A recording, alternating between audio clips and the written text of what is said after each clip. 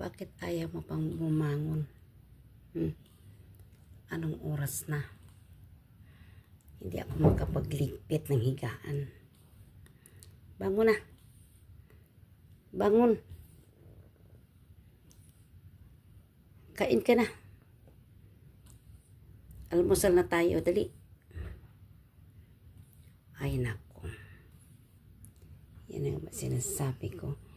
Ginigising ako ng maga tapos ikaw lang palang matulog dyan ng mahaba ang tulog. Ha? Ayan na, pagkain mo doon, dali. Dali na, bangon.